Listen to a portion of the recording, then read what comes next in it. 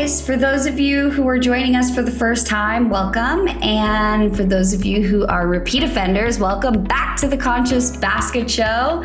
My name is Samantha McCord, and I am the founder and CEO of Conscious Basket. And on the show, we are going to be interviewing extraordinary people just trying to make a difference in this world and giving you tips on how you can too. So as always, if you like what we do, please subscribe, download a couple episodes, and leave a comment below. I will read them all. But for now, let's just dive right in. And so I started making all those items. I was like, I'm making sushi, I'm making steaks, I'm making pot pies. We're going to do this. This is going to be comfort food. And so that's what I started doing. And it just kind of like evolved into what it is now. And so I'm just very excited. I surprise myself, honestly, half the time when it comes out.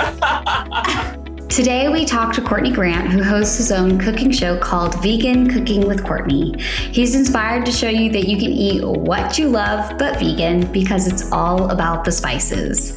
In this episode, we talk about health, listening to your body, inspiring people, and little tips on how you can boost your health as well. Let's dive right in. Hey guys, welcome back to the Conscious Basket Show. My name is Samantha McCord, the founder and CEO of Conscious Basket. And today we have the pleasure of interviewing Courtney. He is the host of his own vegan cooking show called Vegan Cooking with Courtney. He's been vegan for about 2 years, and he wants to let you know that you can be vegan, still eat the things you love, and be healthy while doing it. Hey, Courtney, how you doing? I'm doing pretty well. How's everything going on your end? Pretty good, pretty good. Welcome to the show. We're so happy to have you. Thank you so much. I'm happy to be here. Well, let's dive right into it. I mean, you have like this big infectious smile, this big personality. You know, you could just see you shining through the screen right now. For those of you just listening, check out the video. He's got the biggest smile. But I just want to start off by asking, you know, like the root of, you know, your show is being vegan. So what inspired you to go vegan? You know, I was going through a lot of health issues when I had moved to California. Even when I was in Florida, I'm from Florida, I moved to California, and I was a little allergic to apples. And that's how it kind of started out. And I moved to LA and I started hold on. Apples? Yeah. What would happen when you ate the apple?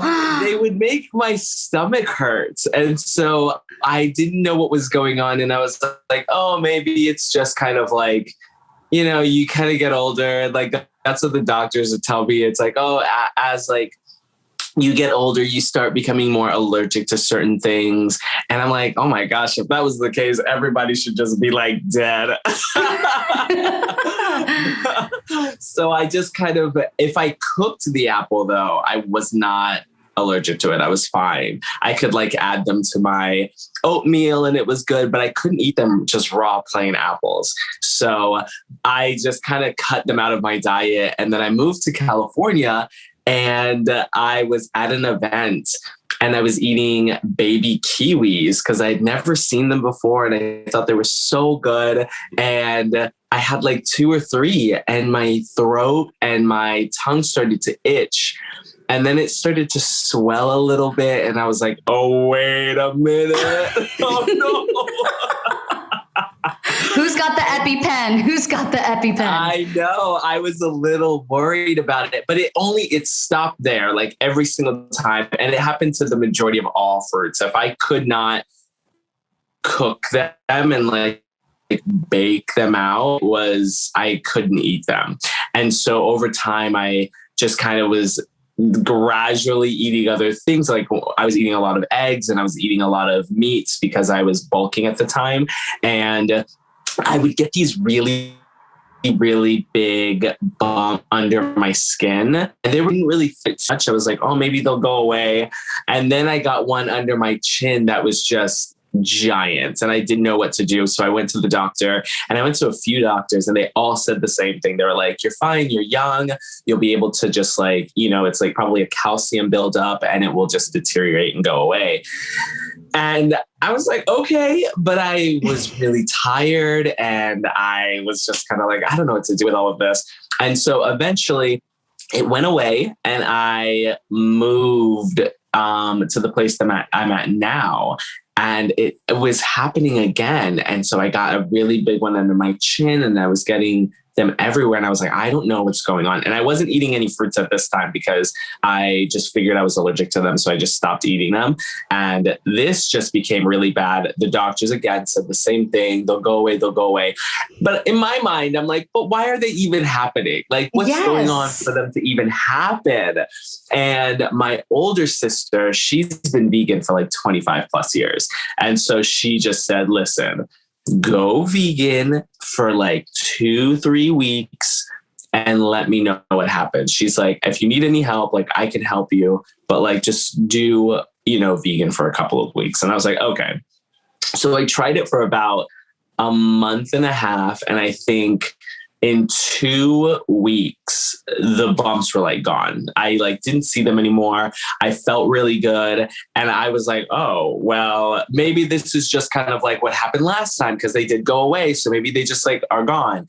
But I physically felt better and I had more energy and I was feeling good. So I'm like, you know what? Let me try it longer. And so like 6 months came and I was still vegan. And I'm like, wow, this feels really nice. I felt lighter. I still kept on the weight that I had because I'm 180. And so I was like, well, I haven't lost the weight like I thought I was going to, because that was my whole thing. I'm like, I don't want to lose weight. It took me so long to get to where I was at. I was like 145, 150 when I moved to LA.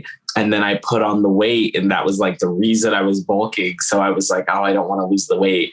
So I ended up keeping on the weight and I just felt amazing. So I'm like, you know what? I'm going to stay vegan for a while and let's see how this goes. And during that time of being vegan, I just didn't know why I would switch back. I started researching and learning about, because I have a lot of vegan friends. All of them tried to like tell me to go vegan for a very long time. And I was just like, well, I don't know how to keep this weight on. And so as I went on, they showed me different documentaries, what's the other one? Forks Over Knives. I got put onto Earthling Ed because he is such an amazing like speaker. And he does a really great job when it comes to conflict and just trying to educate people. Like it doesn't even feel like he's trying to convince you or turn you into vegan. He's just saying, listen, this is what's going on. This is what's happening. You need to know the knowledge of what's going on and what's happening. So I'm giving it to you. And it was so nice. And I love listening to him speak. And so I just took all of that information and was just like, there's no way, there's no reason for me to go back to being omnivore. So I just decided to stay vegan. Those are all some really awesome reasons. Yeah. And it's kind of like when you see the light, right? You can't unsee some of the stuff that when you see Forks Over Knives and all of that. And then another documentary that really killed me was Earthlings. I don't know if you've seen that before. It's absolutely terrible. I have. Yeah, I don't know what stop. And this is my thing, especially because there's so much information out there and people in my mind, they want the information, I feel, but it's when you get it, it's like, that's what you do to it. Because a lot of people that I've seen, or at least some of them, even when like Ed is talking to a lot of those people or any other one of the vegan, communities are speaking out, they're just like, well, I love the taste of meat and I love this and so forth and so on.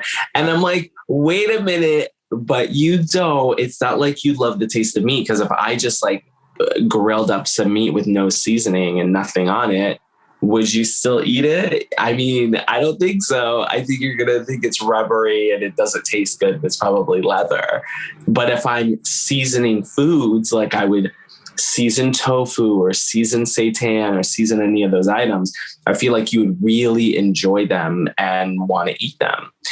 So I don't know. I think it's seasoning more so than it's meat. I agree with you completely. And so you were talking about, transitioning food. Did you move any other things in your life to be vegan as well? I did. So the only thing that I haven't changed is my clothing. Not because I'm still buying clothing, is because I have I just wear t-shirts and jeans and like gym clothes. So when those go and when those are all gone, when they have ratty and they're tore up, then I'll like get rid of them and I'll continue to buy like vegan stuff. But my face products are vegan. My soaps are vegan. Everything else is vegan. So it feels good. It's nice. Yeah, it's a nice transition to, just know that what you're buying isn't weighing on your conscience. And, yes, and like you said too, like you're not out buying a bunch of new clothes. So you're keeping what you have nice. Yeah. The only thing that's, I think, is pretty difficult is plastic. I feel like that's the only thing that's hard to do, especially now because we're in COVID. I think even with like the nuts and the fruits and all of that stuff, every single item is wrapped up in plastic, especially in California, because they're trying to be as safe as possible. So everything is wrapped up in plastic. So I think other than that, I try to be as, health conscious and environmentally conscious as possible, just because I want to make sure that I'm doing the smallest footstep I can possibly make. Every little bit counts completely, though. It does. It does. And I don't think that like I said, you're like very great presence, big smile. I'm curious. Okay, I have to let everyone know what you were doing before this cooking show. Why did you move to LA? Well, I was modeling when I was in Florida. Strike a pose. I know. Come on, come through. I was modeling when I was in Florida, and I was like, if I can book. And it was like me just starting. I had moved from Orlando to Tampa, and I had just gotten this Orlando agency or this Tampa agency. And I was like, if I can book a few commercials and like magazine covers, I will move to California or Miami, because I thought Miami was like the next big thing. Everyone was telling me it was going to be the next big thing. And so I did that, and my agent was really excited about it. And I was just like so overwhelmed with the fact that I was like going places. I was in New York and I was traveling to Miami, and that was one of the reasons why I wanted to move. And my friend Jen was like, hey, listen, I have a place in California. If you want to come and be my roommate, then we can all kind of like bunk together, and then you can start your career out here too. And I was like, is this a side? Should I be moving to California? And I'm honestly so glad I did. I've been out here for, it's like 10, 11 years, and I hit the ground running, and I got an agency. I had to start over for the most part because I didn't know anyone out here except for my friend, but it was really good. I love the fact that I moved out here. That's amazing. So we did the modeling, we've done acting, hit a few covers on some magazines, and then you got this great idea to do the cooking show. So tell us about how you got this idea. So while I was working at this store, Yves Saint Laurent, and I was doing that and I was auditioning. So I was just kind of like, okay, this is a really great job. I have made really great friends here. And then the lockdown kind of started getting whispered in everybody's ear. And I'm sitting here and I'm like, there's no way that we are going to go in a lockdown. I was like, I don't know what would happen with that. And so I was just at home one day, and everyone was just kind of my co-workers were just kind of like, hey, listen, I don't think we're coming back. I think we're going to be gone for like a few months. And I'm like, okay. And I think for the first like 2 months, I really didn't do anything. I was just kind of auditioning. And I think I was auditioning more so than I was doing anything. So in my mind, I was just kind of like, oh, well, I guess it's great that I'm not working right now because I'm auditioning so much. So I'm not going to worry about it. And then auditioning stopped because they didn't want anyone on sets. And now I'm like, okay, well, now I got to really figure out what I'm going to do. And so the company called me, the company PTL that I work for called me, and they basically said, hey, listen, we are going to start up on our Instagram. We're going to start posting up stuff that everyone is doing from the company and who's working with us. And we would love for you to add that and contribute. What can you do? And in my mind, I was like, oh my gosh, I don't know really what I'm going to do. And then I was like, you know what? I can cook. I'm like, I've been doing that for a while. How about we just start cooking? And he was like, okay, let's do that. Let's start cooking. And the first videos that I was making, it wasn't anything. It wasn't for the YouTube channel. It was specifically for this company. So I wasn't in the video. I think the first few, I was in the beginning of them, and I was just kind of explaining the food and what I was going to make. And then I would just start, and it was on fast, super speed, me making the video. And then by the end, it was this product that I had created. And I was like, oh, enjoy. And so once that stopped, because they were not able to do that the whole time. So that was only for, I want to say a month and a half. And I'm like, why don't I just do this cooking show? I was like, I feel like I can really make something out of this and really push this. And maybe this could be another career venture. And I started, and I pushed it out there on Facebook and Instagram, and it really started to build, and my YouTube following went up a little bit. And I'm like, you know what? If I really put work into this and really trying to show people that they can eat healthy and enjoy what they're doing, I feel like this would be really great. And so I continued to do it. And while I was doing it, I was like, oh my gosh, this is a lot of comfort food. So let me look up a lot of comfort food for people to eat, because I feel like that's what people miss. When they go vegan, they miss the sushi, and they miss steaks, and they miss certain things like that just for the taste and what they used to enjoy. And I'm like, I'm not personally attached to food like that. I feel like I can just eat something and it's not a big deal. And it's oh, this is really good and it's healthy and I like it. And so I started making all those items. I was like, I'm making sushi, I'm making steaks, I'm making pot pies. We're going to do this. This is going to be comfort food. And so that's what I started doing. And it just kind of evolved into what it is now. And so I'm just very excited. I surprise myself, honestly, half the time when it comes out. You know what really blew me away was the scallops. Oh, they're good, right? Wow. Wow. I was like, is that a scallop? I was like, did Courtney go back to eating meat? I was like, is he pescatarian now? And I was like, oh shoot, that's so Yeah, I really, really enjoy. I mean, and it's awesome. They taste really good. The way you're seasoning them and putting them together, they really do take on the flavors. And so it's so nice to see that you can do everything vegan, and you really can. Anything that I've seen so far has all been incredible vegan chefs making really great food. And all the stuff that I'm making too is I don't pre-make it. All of the stuff is the first time I'm doing it on camera. So if I'm messing up, then that's the mess up. That's it.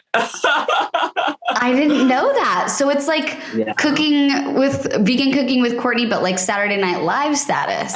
Yeah, kind of. That's so fun. It's live. Yeah. It's oh my gosh. Basically live, because I'm not prepping beforehand. I think the only thing that I ever prepped beforehand, and it was because I don't bake. And so it was bread, and even the bread turned out really well. So I ended up just not even really honestly needing to have to do that. It was just because you have to knead dough and you have to leave it for an hour. So that needs to be prepped. And then I do it in person while I'm doing it, so that I'm not waiting an hour for filming and then taking it out that day. So that was the only one that was just I needed to prep it. But everything else has been on camera. And I'm like, if I can do it and make it, short and sweet and fun and easy for you, it's going to take half the time for other people to do it. That's amazing. That's something I actually didn't know about you. Yeah. I love that. I think the funniest story you told me is when you first got the idea and when you asked your friend to bring the equipment. Oh my God. I know. So the viewers, you're lovely people. I asked one of my friends to help me shoot I wanted to do a show. This was going to be like, you're following me with the camera, and it was just going to be a whole thing. And by the end of the video, there was just going to be a standalone camera, and it was going to be me and my friend eating the food. He's not vegan, but his girlfriend is, and so he enjoys vegan food. So I was like, oh, I'll let you try this, and it could be a real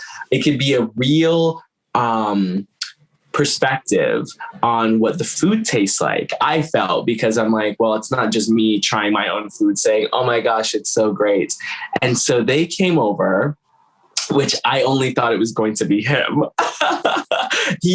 When we started, said that he was going to get a camera. He was going to learn how to edit. He was going to have lights. He was going to have the whole thing done. He's like, all you basically have to do is house the place and show up and have the food. And I was like, that's amazing. I was like, let's do it. I'm like, this is going to be such a good partnership. He shows up and he has nothing. And I awkwardly hug him because I don't know what to say. I was like, oh, okay. And I'm like, hey, man, I mean, it's great that your girlfriend's here. Where's all the stuff? And he's like, what are you talking about? And I'm like, well, you said you were going to bring a camera and learn how to edit.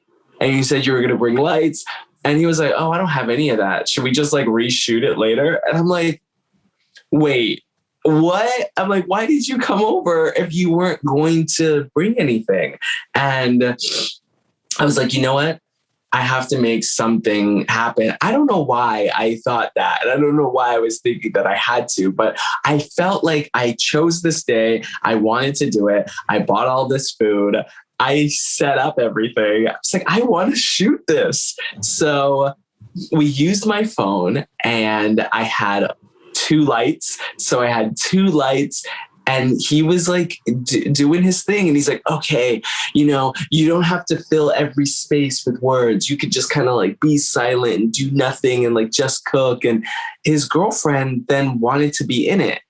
And I was like, I don't remember ever communicating this with you. How is this a thing that's happening? Awkward. It was so awkward. But being just myself, I was like, okay, we're going to make this work. You're going to be in it, I guess, now. But they tried to make it as if they were helping me. They were here because I asked and I wanted the help for this.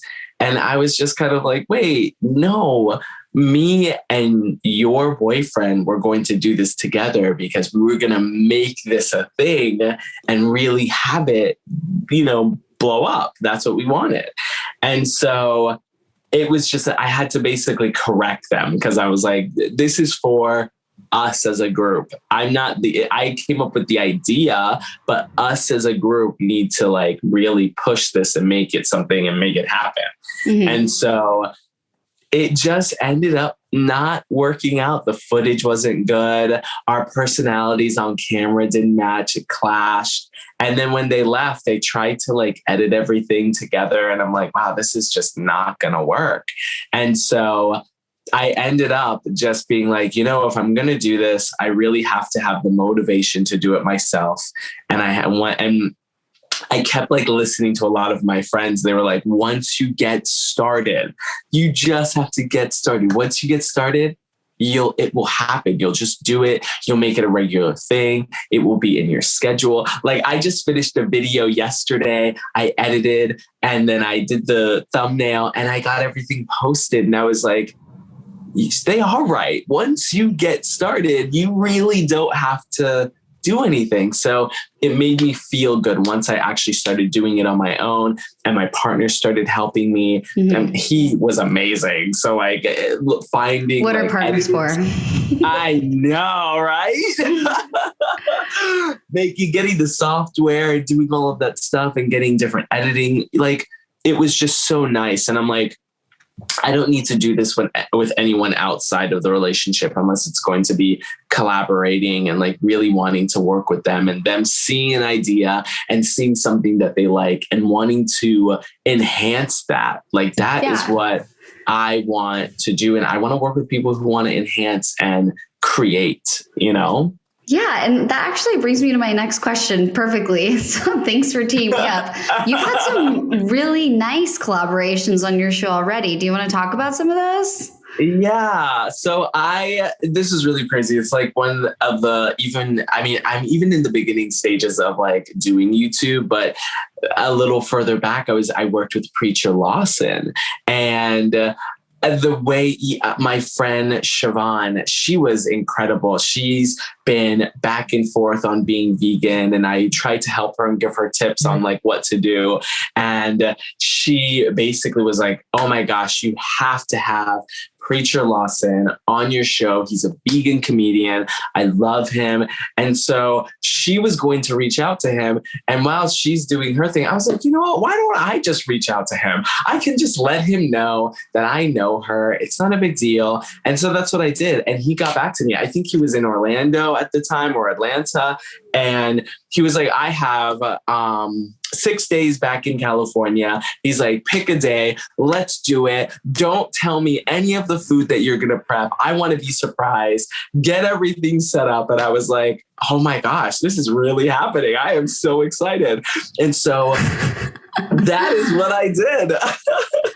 I set up everything. I looked up, and I didn't even know. I wanted to just kind of like make the best thing I could possibly think of for someone who was going to try it. And I made a vegan fried chili dog. I'm like, this is like the most comfort food thing I could possibly think of. And so I had everything ready for him, and we really threw down. It was just incredible. He was a bunch of laughs.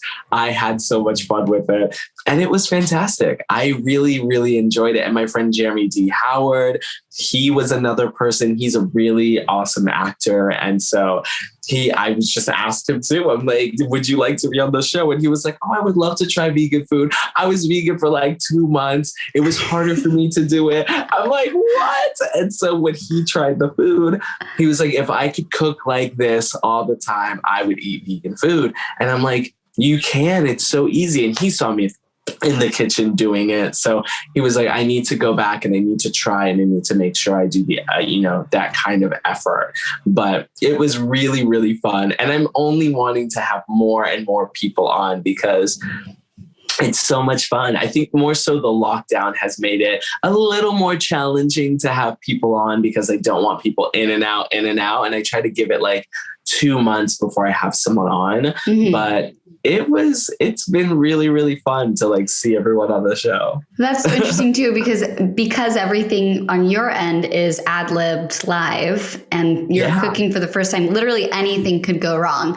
My kitchen when I cook is like disaster. Like I try and clean as I cook and do all that, but no, it's absolutely terrible. It looks so bad. And I have stuff all over me the whole time. Like, I don't know how you make it look good. And then to have a comedian on or an actor, that's so fun. What a fun show. Fun. Yeah, it is so much fun. So like, that's what I want to try to now get started. And this is what I was like, that was like the goal. I'm like, man, I want to be the host and I want to have really great people coming on the show. And just really elevating the idea that you can be healthy and happy and enjoy yourself. And you don't have to eat meat necessarily in order to do that. I don't want to be the person that's like, you have to do it. I want to be the person, because we have a lot of those people out there already. Yeah. So I want, I always say that those types of vegans need to like chill. They're scaring everyone away. Yay! Well, this is my thing. And because I thought the same thing. It's not that I think that they're scaring everyone away. It's as for myself and my personality and what I know what I can do. I want to kind of like ease you into it and be like the gentle guide to do it. Now, on the other hand, when it comes to people like saying the vegans are being very radical and they're, scaring everyone away, I don't think that that's the case for those vegans, but I think it is. It's like the way they're viewing it is like they went out, they did the research, they went to the farms that the pigs and the cows and chickens are getting killed, and how they would put it as slaughtered, which it is a slaughterhouse. And so they think and believe that is extreme, which when you look at it as a mass quantity of what's happening, it is an extreme thing, because it's 70 billion animals getting slaughtered every single year. And the percentage of wild animals to animals that we slaughter is 4%. There's only 4% of wild animals in the world. The rest are all in captivity. Exactly. I didn't know that. So when you think about that, they're not that extreme at all. They're trying to save the planet. We have plastic in our water. We kill, I think it's 100 plus billion sea animals every year. So like when you think about people doing that, and it's like, well, there's only 7 billion of us, and we are taking more than what we are giving back. Yeah. So if that's the case, and that's with everyone, if you're going to tell me that we are supposed to be givers and we have holidays to represent that, and we're trying to be better people, why not also be better people as a whole in your full life? And a lot of people really don't understand kind words coming out of their mouth as help. They're like, oh, thank you for telling me, but they'll go back and they'll do the same thing that they've been doing. And so I think with everything, you kind of need a radical party a little bit, just like a small bit, only when it's good though. When it's a good cause, I think that like the more extreme people do get their point across, and like that is necessary to have sometimes. And especially now, because like I was watching Earthling Ed, and he was talking about now how they're trying to get almond milk and cashew milk and oat milk. They don't want the dairy industry, because it's been falling apart and they're losing people. They don't want it called milk anymore. They want it called juice, because it's not milk. How do you milk an almond? And I'm like, that's a little, you guys didn't have problems with that for years. But now that your business is starting to tank because people are realizing the health, cripplingness of milk, and that it doesn't provide anything for them and they can get it other ways. Now you're like, oh, well, I need to now try to destroy an industry because mine is being destroyed. Yeah. But that's not going to happen, I don't think. I think we're here to stay, Yeah, I think they're just too embarrassed to say that they want to milk these nuts.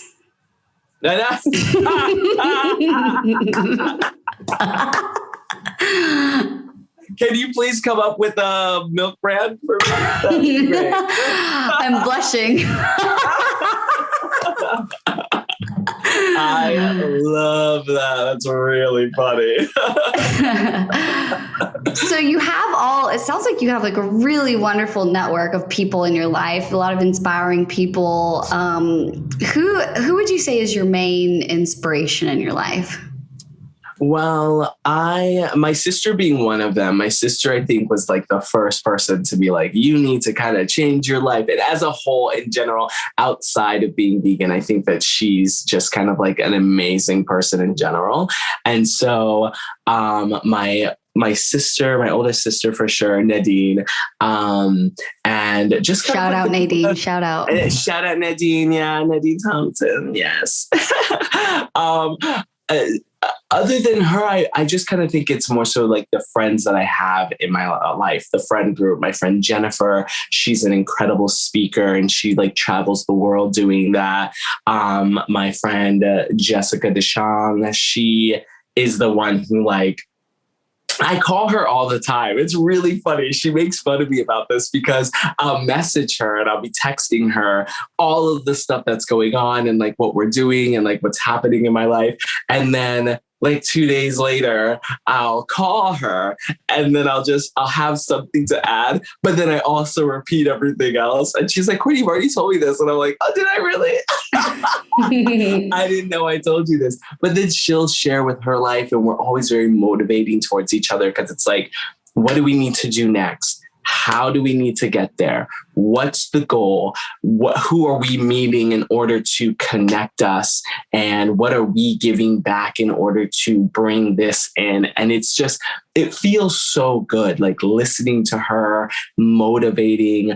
My partner is very motivating. He's so helpful and so encouraging. Like, I'm just very much so surrounded by the people that I want in my life. So it's very nice. I like it. I want to be encouraged and uplifted, and I want to do the same for other people. So if I'm putting that out there, I just kind of like know it's going to come back to me. Yeah. And it sounds like you have if you already have this positive attitude and you're moving this way, you must have a morning routine to like open this type of energy into your life. Like, what do you do every morning? Yes. So the only thing that I started doing that's a little different is I wake up and I turn on meditation music. And so I'll like a little bit of stretching, drinking water while I'm doing it in the bed. And then like I'll go and get my day started and like put on like moisturizer and everything. And then I go and eat breakfast and I work out. And then I'll actually do like a yoga stretch session for like an hour. And I'm waking up just so I can like take care of myself. Because I think once you take care of yourself and everything else outside of that, it's like, okay, I'm taken care of. Now I feel like I can push out the energy or just in general, just have people feel my energy around me that I do take care of myself and they know that I'm going to bring that to them. So I think the morning routine is so, so helpful. So I make sure I do that. I also added biking. I'll do like, but it's a stand alone bike. I was going to say, be careful in LA. You'll get run over. Yeah, no way. I move my car out of the garage. I am in the garage and I'm just standalone biking. I'll do that for like 45 minutes, but I only do that twice a week. I try to make sure that I do it just for like the cardio aspect, and I feel really good doing it. So I was like, oh man, I definitely need to add this. This is something that's really good because I wasn't adding cardio in before. And so I just gradually, do it. And like I meal prep. So my meals are a little boring when it comes to like the food that I cook on my show. Because I'm just kind of eating rice and beans, and I'm doing just like regular little stuff. I'll do tomatoes and avocado. Not everything is really that seasoned because I'm like, I still have leftovers of the show food that I have to eat. So I don't want to season all of this. Enough seasoning already with the leftovers. Absolutely. It's like going out to a restaurant. So I'm like, I'll eat the food that I'm eating. This is a healthy creation that I've made. And so I get to like treat myself every now and then. So you're very health conscious. You have your morning routine, you're spiritually connected, you meal prep consistently. For the people out there who are looking to go vegan or, maybe be flexitarian or meatless Mondays, whatever, there's a lot of like, people are like, oh, where do you get your protein? How do you do this? But do you have any health tips for the people out there? Yeah, I would say I honestly think it's pretty easy. I think once you cut out dairy and meat out of your diet, you can really focus on what you really need to eat. A lot of people think that it's expensive. It's not. Think I was buying meat from Costco, and I was getting these really big bags. It came in like, you know what I'm talking about? Yes. It was huge. Like the pork loin that was really, I used to do that too. It was so big. And so I was like, okay, and they were $45 and I would buy two of them. So it was like $80 for these two things of meat. And I would put them in the freezer, and I'm like, in my mind, I'm like, well, if I'm spending $80 just on meat and then I'm buying all this other stuff that's really inexpensive, why don't I just take that and put it into like avocados, and I'll put it into tomatoes, and I'll put it into the stuff that people think is expensive, because everyone's like, oh my gosh, avocados are like $1 or whatever. But you got to think about what you used to do and now what you're transitioning it into. Well, this is what it's now going to be making. So my suggestion for people when it comes to doing that, I would add rice in my diet. I would add beans in my diet. Avocados are really good. You can change those up and season them any way you want and make it delicious. Tofu is incredible. You can make a tofu crumble. It gets so nice and like textured, like a good chew when it's barbecued, when you put curry powder on it. Like, it's so delicious.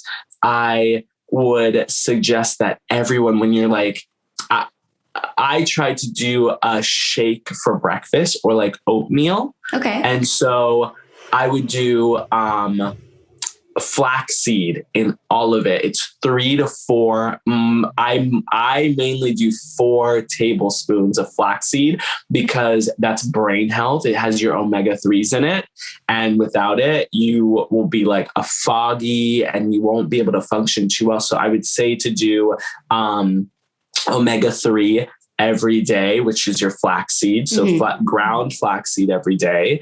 When you're eating a lot of beans, you should do, I know, everyone. When you're eating a lot of beans or tofu, you should do basil leaves. And so basil leaves, you do 5 basil leaves. I bought 2 plants. They sit in my kitchen window and I just pluck those leaves off and I eat them. And that stops gas. Like, that is natural Beano, y'all. It is so amazing. And it's really crazy because so many people, because I'm in a lot of Facebook groups, because I was like, oh, I need to learn how to do a lot of things. But that was the one thing that nobody knew how to stop. They were like, I don't know how to stop gas. I guess I'm just going to be like this forever. And I'm like, wait, what? No, you could just do basil leaves. You put them in a tea, it just warm. You don't want it hot. You just want like warm tea. You drink it and then eat the basil leaves. I think that makes it happen faster as well. But I do it in the morning. I just, knowing that I'm going to have beans, I just like pluck 5 off, eat them. And then I start my day and I don't have to worry about anything. It's honestly incredible. It really is.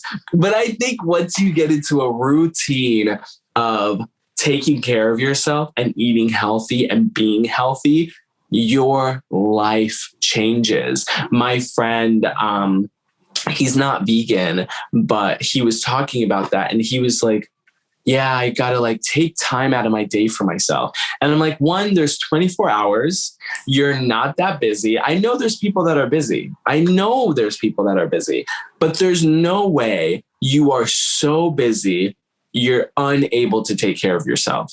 Because if you were that busy and you got dehydrated or you passed out and you were at work and you were in the hospital because of that, that's a few hours. And then they're like, you need to take care of yourself. That hospital time should have been the time you're using to take care of yourself. That's the only thing I can say to people. I'm like, you really got to focus on that because it's harder to do it as you get older. And so why not take care of yourself now? And that way you don't have to worry about anything later. Like, that's preventative medicine. It's preventative. What would you rather do? Pay for it now meaning in the health aspect of it and eating healthy and taking care of yourself, or not taking care of yourself now and doing whatever you want to do and then pay for it later, which would be with your health. Yeah, definitely. And then it's too late, I feel. I mean, you can definitely do it. You should always start sometime, but it makes it harder to start. And that's such a wear and tear on your body. Why are we doing that to ourselves? Yeah, I mean, you treat your body like a dumpster fire for long enough. Yeah. You only got so many years for that dumpster fire. Exactly. If you're out of your 20s, it's time. I know. It's time to drink more water. I know. Well, on that note, Courtney, please tell our listeners where they can find you. Any fun, cool stuff that you have coming up? Like, give us all the goods. Oh, well, I'm actually kind of excited because I do have something coming up. I know. You guys can find me on Instagram. It's Courtney Grant 1. You can find me on YouTube, which is Vegan Cooking with Courtney. Enjoy the recipes. Message me anytime. I also have a pin that you can purchase, which is awesome. I never thought I'd be like selling a pin, which is cool. And some of the projects and stuff that I have coming up are, it's going to be awesome. I'm going to be on a television show and I'm going to be cooking with Jane Unchained. And so she is one of the people that like first got me started in trying to like live stream and doing all the video stuff. And so now she has invited me on to a show. Congrats. And I'm really, really excited. Yeah, thank you so much. I think it's New Day, New Chef. New Day, New Chef. Just send me the everything and I'll put it in the show notes. You guys will be able to find it anytime. Yeah. Do you know when that will air? So I don't know when it's going to air, but I'm shooting it in April. So once it airs, like I'll let you know, but I know that it's supposed to be shooting in April. So I'm very excited about it. It's like the first like pretty big thing that I'm like, getting ready for. So I'm like, first of many, awesome. Courtney, there's no way that you're not going to blow up. Like it's so fun to watch you. I just love your story and how much effort that you put into everything that you make. And it's really soul food and healthy. Yeah. And I just love also that you don't plan any of it. It's just like flying by the seat of your pants, which is just so much more entertaining. Like an unscripted deal is just like so much more fun to watch. And I'm looking forward to seeing where you go. And thank you so much for joining us. It was so fun to have you on. Thank you so much. It was so amazing being on. All right, guys. Well, thanks for joining us. We'll see you next time. Bye. Bye. Thank you all for joining us on another episode of Conscious Basket. And just a small reminder, Conscious Basket is not just hosting interviews. We are in the process of launching our marketplace, where our goal is to make it super easy for you to make conscious decisions about what you're buying by knowing the origin of the products and services. We're using our technology to highlight a transparent supply chain with our vendors, which means you know what goes into those products and where they came from to make sure those things you buy don't weigh on your conscience. And to ensure this peace of mind, we have developed a score to rank the sustainability of the purchase. For instance, how much water is being used, trees saved, animal lives, human rights, and so on. So, if you're an entrepreneur with a sustainable product and would be interested in being on the platform, please email us at info@consciousbasket.com. Also, if you're an entrepreneur, thought leader, or academic that would like to be a guest on the show, please drop us a line at the same email. And if you're just interested in taking a closer look at us, you can also take a look at our website, which is www.consciousbasket.com. And as always, you can explore the topics we discussed in the show notes and find many more topics on all of our social platforms. So give us a follow on Instagram, Facebook, Twitter, and LinkedIn @Conscious Basket. If you like what you're hearing, please subscribe to our show and leave us a comment with any key takeaways. I read them all. Share with your friends, family, post a screenshot on your social about the podcast so that we can extend our reach to help propel our movement forward. Finally, just another small reminder that perfectionism is not the goal here. In my opinion, perfectionism is what gets in the way of all of us collectively picking what I like to call your thing, which is whatever you choose to make a positive impact on this world. Thank you again for joining us.